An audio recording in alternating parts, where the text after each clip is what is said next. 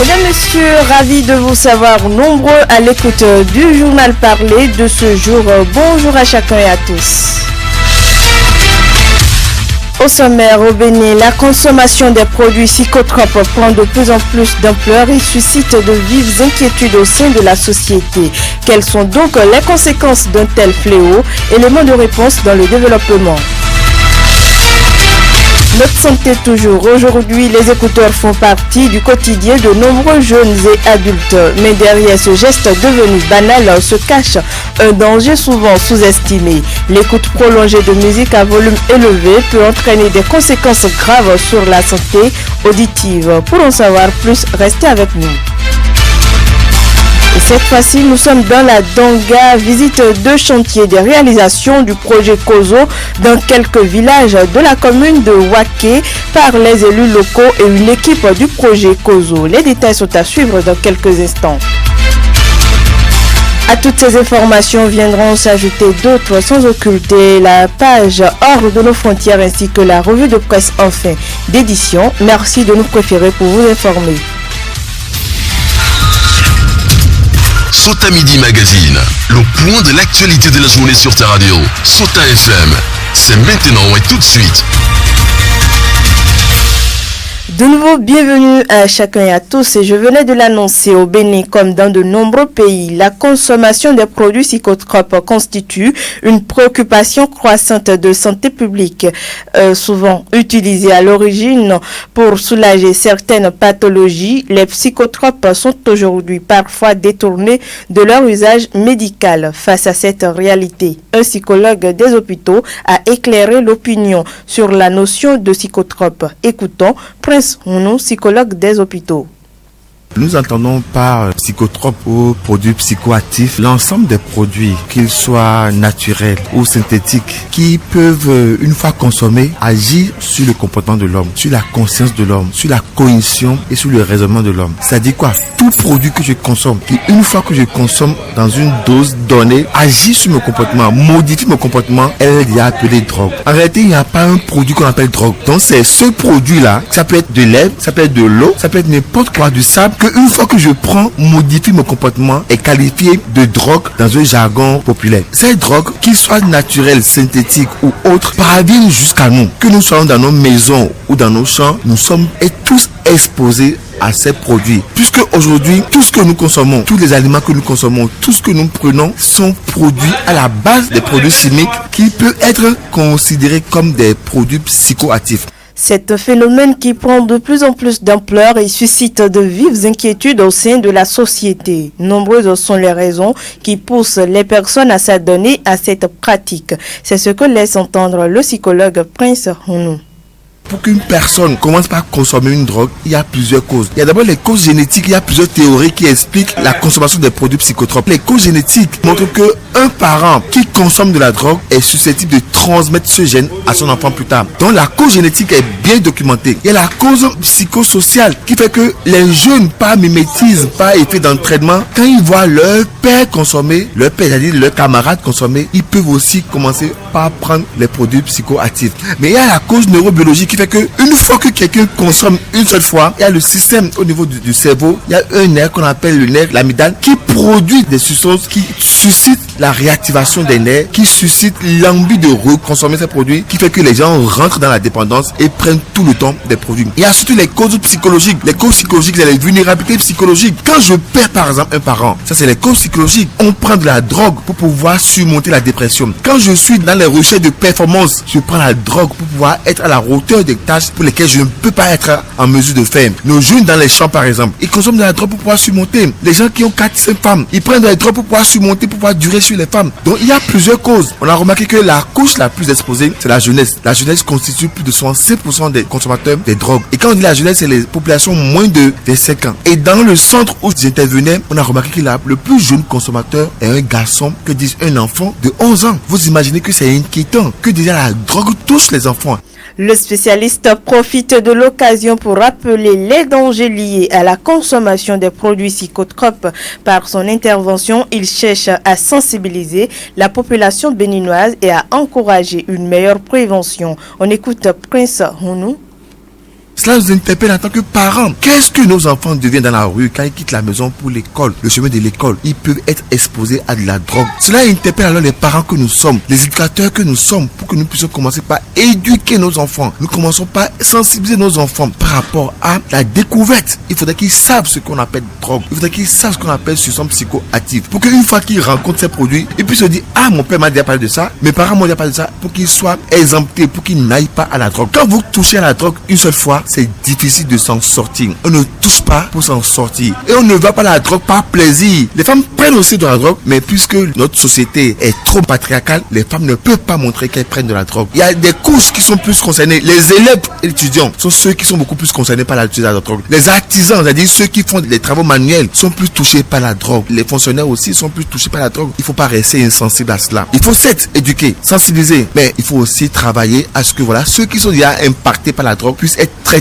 Ce que nous faisons ici, c'est l'éducation, c'est la sensibilisation. Nous formons des gens pour pouvoir aller éduquer, pour aller sensibiliser. Mais déjà, il faudrait que nous pensions aussi à corriger, à soigner ces personnes, nos frères, nos soeurs, nos parents qui sont dans la drogue aujourd'hui, qui constituent des problèmes. Sur le plan médical, on peut déjà noter les maladies mentales. Et la première maladie mentale qui entraîne la consommation de drogue est ce qu'on appelle la schizophrénie. Vous les verrez, ils sont en train de délirer dans la rue, ils se lavent pas, ils sont dans un monde irréel. C'est ce que les gens appellent communément la folie. Au niveau des conséquences physiques, vous consommez de la drogue, vous allez peut-être faire plus tard un cancer des poumons, un cancer des organes nobles. Plusieurs conséquences qu'on peut avoir. Les pneumopathies. Et sur le plan juridique, quand vous consommez de la drogue, on vous en permet. Vous allez commettre des délits, des forfaits. Les conséquences sont multiples. Donc cette même lancée parlant toujours santé, ils sont nombreux, ces jeunes qui s'adonnent de plus en plus à cette pratique, qu'ils soient au service, au sport, au marché ou encore sur la route, ils ont toujours les écouteurs dans les oreilles. Mais derrière cette pratique se cache une multitude de dangers qu'ils ignorent, des dangers que souligne ici le chargé de recherche et d'appui à la mobilisation sociale de la zone sanitaire Malanville-Karimaman, Nabil Moussa. Porter des écouteurs à plein temps, que ce soit pour écouter de la musique ou pour recevoir les appels, a de très graves conséquences et beaucoup de risques sur la santé auditive et la santé en général. Comme risque, on peut avoir une perte d'audition totale, surtout lorsque le volume est souvent élevé et lorsqu'on a une exposition prolongée. Et on n'est pas sans savoir qu'il y a des gens qui mettent des écouteurs pendant 1 heure d'affilée, 2 heures, sans même l'enlever. Donc, à ce niveau, vous allez déjà sentir que l'oreille s'échauffe. Il y a de ces signes-là annonciateurs qui évoquent une exposition prolongée à cette pratique. Et comme si là, on a souvent des bourdonnements à l'oreille, une sensation que l'oreille est bouchée et souvent des difficultés à comprendre. Comme autre risque, on peut avoir des infections de l'oreille. Parce que le port prolongé des écouteurs, surtout intraoculaires, parce qu'il y a des casques qui restent sur l'oreille. Mais ceux qui font dans l'oreille, même dans le pavillon de l'oreille, empêchent souvent la ventilation de l'oreille. Donc ça prolifère, ça favorise plutôt la prolifération des bactéries. On peut avoir facilement une infection de l'oreille. On peut également avoir des douleurs physiques, des isolements sociaux et surtout une fatigue mentale et un trouble de sommeil. En mettant l'accent sur les risques liés au port permanent des écouteurs, il profite plutôt pour prodiguer quelques conseils aux jeunes. On écoute Nabil Moussa. Comme conseil qu'on peut donner à toute personne accro aux écouteurs, c'est de limiter le temps d'écoute, surtout ceux qui font au-delà de 60 minutes. On ne peut pas porter des écouteurs plus de 60 minutes dans une journée. C'est déjà très grave pour l'oreille. Et le volume maximal ne doit pas dépasser 60%. Si le volume déjà dépasse 60%, sachez que vous êtes exposé à tous les risques que j'ai cités un peu plus haut. Il faut également faire souvent des pauses, même si vous voulez mettre des écouteurs à 60 minutes d'affilée, il faut souvent faire de ces pauses-là pour quand même permettre à l'oreille de s'aérer. Également utiliser des écouteurs de qualité, surtout ceux qui restent sur l'oreille. Ça va permettre quand même une aération de l'oreille et minimiser les risques d'infection de l'oreille. Il faut également nettoyer régulièrement ces écouteurs-là parce que on remarque souvent passe-moi mon écouteur. C'est une porte d'entrée des infections. Donc si effectivement les gens ont pointé votre écouteur, l'idéal c'est de le nettoyer avant de porter. Donc, comme je l'ai dit, privilégier aussi les écouteurs de qualité. Pourquoi ne même pas privilégier les haut-parleurs? Il y a de ces écouteurs qui ne rentrent pas dans l'oreille, même sur l'oreille, mais vous entendez le son super bien.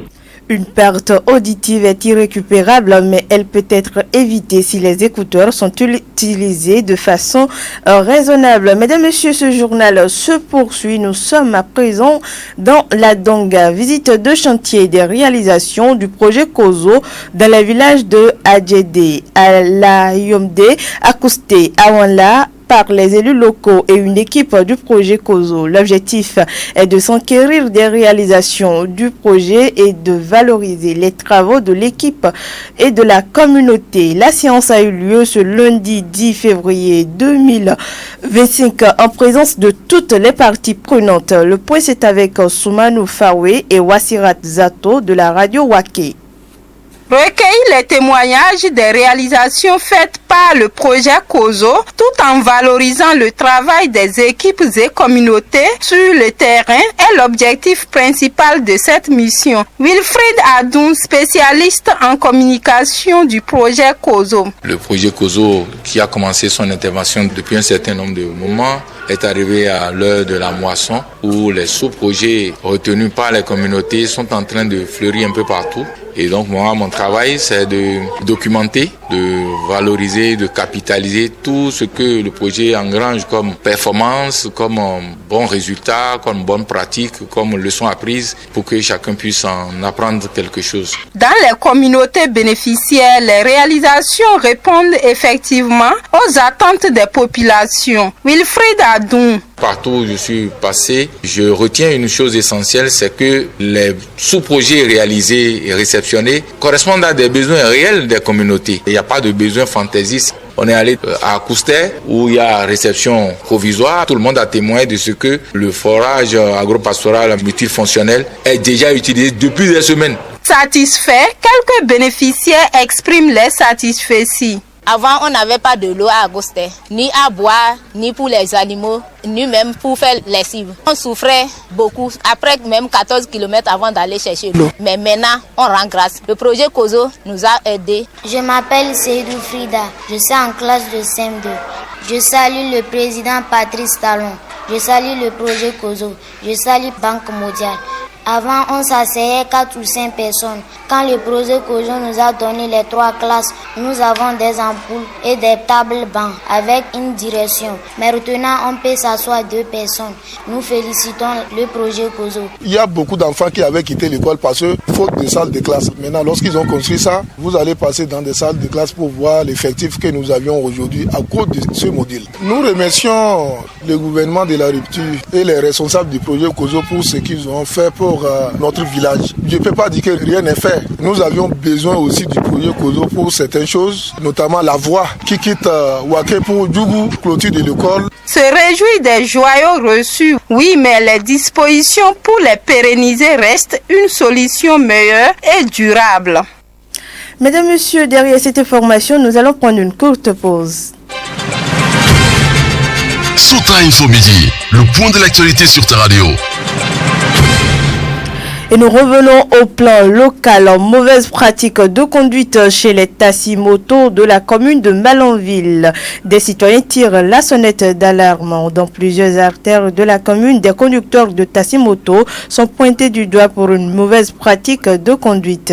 Il s'agit notamment de l'orientation des phares, souvent braqués vers le ciel, ce qui provoque un éblouissement des autres usagers de la route, surtout la nuit. Une situation qui inquiète et agace de nombreux citoyens. Pour eux, cette pratique constitue un réel danger pour la circulation et augmente les risques d'accidents. Certains dénoncent un manque de professionnalisme et appellent à plus de responsabilité de la part des conducteurs concernés. Extrait de leurs propos.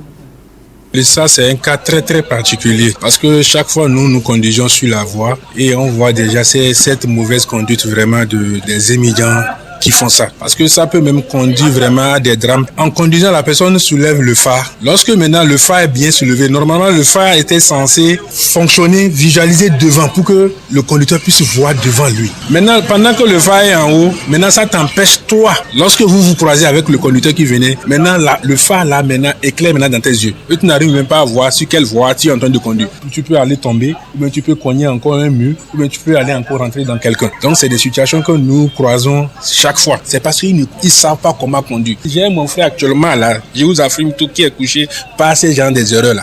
Il a cassé un pied, il est là. Un frère direct. À cause de cette mauvaise conduite-là, il a cassé un pied, il est là déposé à la maison. Il a été cogné, ils l'ont cogné. Lui voulait traverser, l'autre a quitté de l'autre côté. Au lieu d'attendre que l'autre puisse passer, lui se voit déjà priorité parce qu'il ne maîtrisait pas. Il était obligé maintenant de venir cogner mon frère. Lui, il est actuellement couché maintenant, un peu cassé. Comme ça, ces choses-là, moi, je croyais que même c'est leur phare qui est comme ça avant qu'on m'a dit que non, que c'est eux-mêmes qui soulèvent ça. Même à partir de 20h, là, si tu sois avec moto et tu es allé te croiser sur la latte, comme on est dans une ville de sable, là, moins de gestes, là, s'ils ne descendent pas, tu es obligé de tomber et ils vont te laisser partir. C'est ici seul on voit ça. Hein. À mon ville, ici seul on voit ça. Même si tu quittes, tu vas même à Kandi, là, tu peux rouler moto jusqu'à 1h, 2h, tu ne vas même pas trouver ces choses-là. Sont pas bons.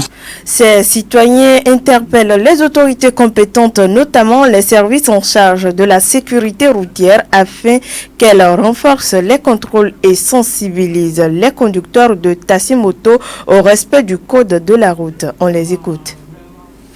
Que les autorités, ce qu'ils peuvent faire maintenant, immédiatement pour changer ça là, c'est de convoquer le président des Émidiamans. Tous les Émidiamans est obligé, et c'est obligatoire, qui doit suivre une formation d'abord de conduite de moto pour pouvoir vraiment aider la population de Malanville. Les autorités doivent mettre quelque chose en place, appeler les présidents des Émidiamans et instruire les Émidiamans. Parce qu'ils viennent des villages, il faut qu'on les apprenne à conduire, là pour vraiment sécuriser la population de Malanville. Il faut sensibiliser la population pour ça, même si les gens de la police peuvent nous aider pour ça aussi. Parce que moi, j'ai remarqué qu'au niveau des tricycles, leurs motos, au lieu que ça aura des feux côté, si ça vient là, on sent en même temps que ça là, ces tricycles là. Ils n'ont rien, sauf le phare qui est au milieu, comme si c'est motos, les petits motos, bien les choses là. Ils n'ont rien qui signale ça et c'est au moment que tu es à l'approche de maintenant, tu vas savoir que c'est tricycle que tu vas chercher à te défendre et ça fait tomber des gens en désordre. Ces choses là, ce n'est pas bon. Pour les autorités compétentes, s'il y a ces gens de personnes qui sont dans la ville qui peuvent nous aider pour ça là, ils n'ont qu'à nous aider parce que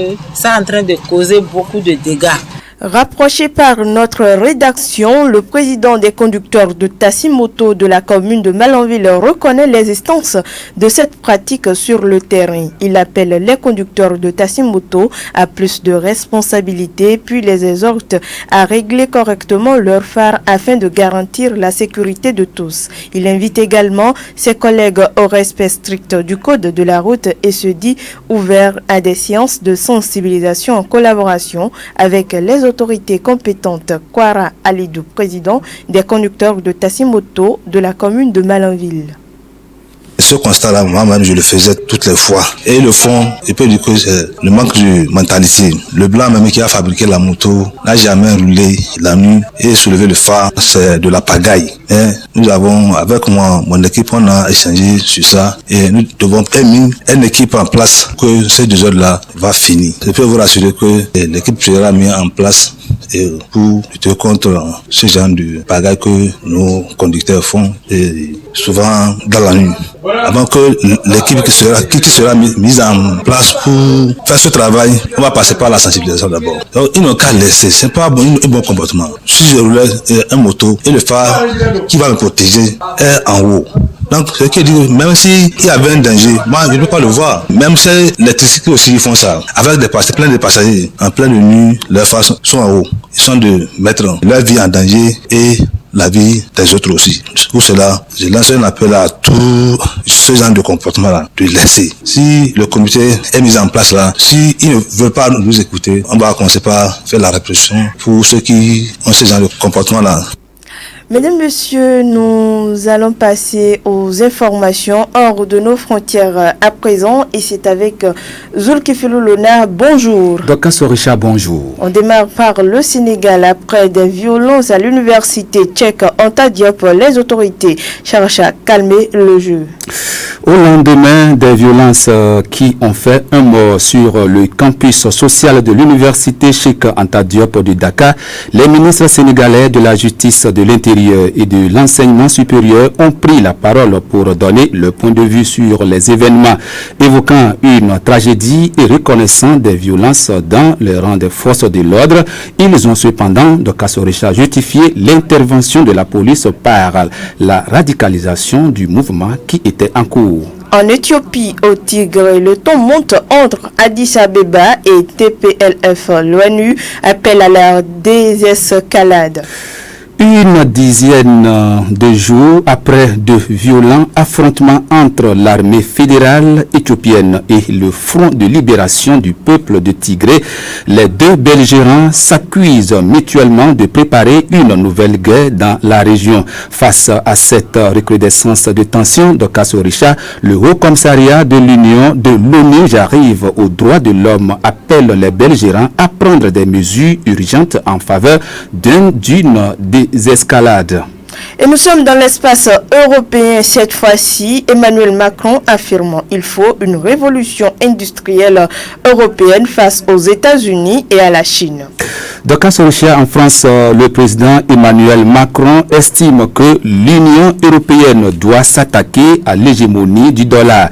Il est instaurer une préférence européenne dans plusieurs secteurs, notamment les technologies vertes et le numérique, mais aussi la défense et la sécurité. Dans un entretien publié ce 10 février par plusieurs journaux européens, le président français a relancé l'idée d'un endettement commun européen. Merci à vous, Zulkifilou Lona. On se retrouve très prochainement. Mesdames, Messieurs, à présent, je vous invite à suivre la revue de presse de Lukman Warouteou. Suivez la revue de presse sur Souta FM. Amis de la plume et du papier, mesdames, messieurs, bonjour. Dans l'actualité ce mercredi, démarrons avec cet appel lancé au Bénin pour sécuriser un convoi militaire du Niger. C'est la principale information traitée et commentée par le journal Le Matinal. Alors que son pays connaît une dégradation sécuritaire sans précédent avec la récente attaque de l'aéroport de Niamey, introduit le journal, Abdourahmane Tiani, qui a toujours étiqueté le Bénin comme sponsor des ennemis de son pays, vient de poser un acte selon le journal qui taraude plus d'un. La publication renseigne qu'il a demandé à l'armée béninoise d'escorter les équipements militaires de son pays de Lomé jusqu'à Segbanan. Pour mon confrère, cet acte prouve à suffisance que Tiani est en train de mener un faux combat mettant délibérément son peuple en danger. À quel jeu joue le président nigérien Tiani?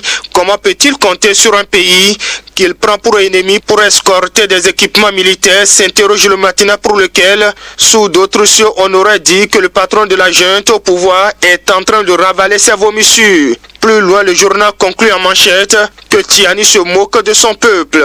De son côté, Matin Libre note des incohérences dans le discours de Tiani. Pour mon confrère, l'attaque terroriste survenue dans la nuit du 28 au 29 à l'aéroport de Niamey révèle à ne point en douter les failles du dispositif sécurité en place. Mais curieusement, s'étonne le quotidien. Au lieu de le reconnaître, le patron de la junte au pouvoir à Niamey semble choisir de porter à d'autres les responsabilités de son propre échec.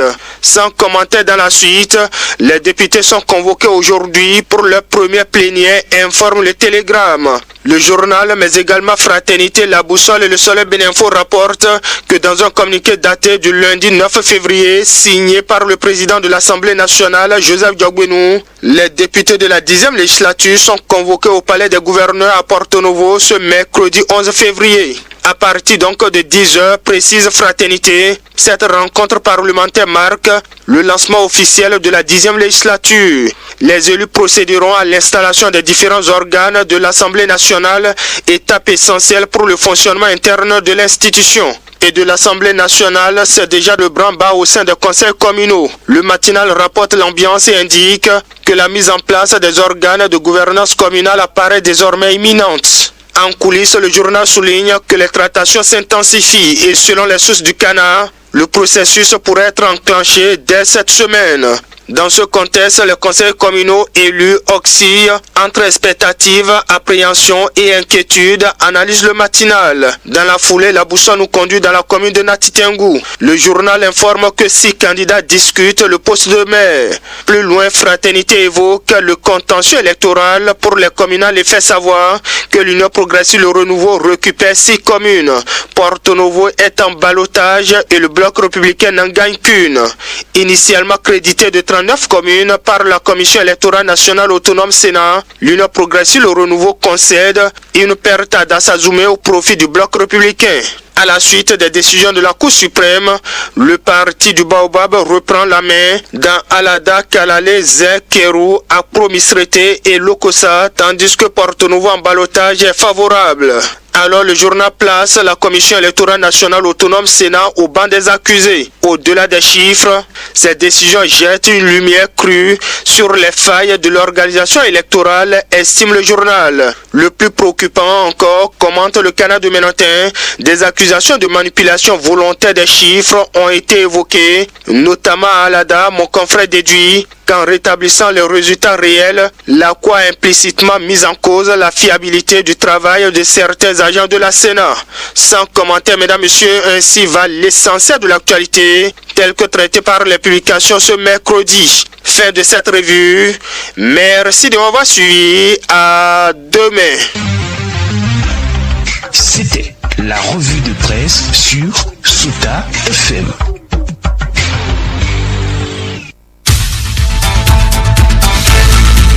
C'est ici que se referme cette session informative. Mesdames, Messieurs, merci de votre fidélité devant ce micro. Je suis Dokas Orisha. J'ai bénéficié de l'accompagnement technique de Aboubakar Doko. Inoussa Karim a assuré l'édition. Excellent après-midi à chacun et à tous. C'était Souta Midi Magazine.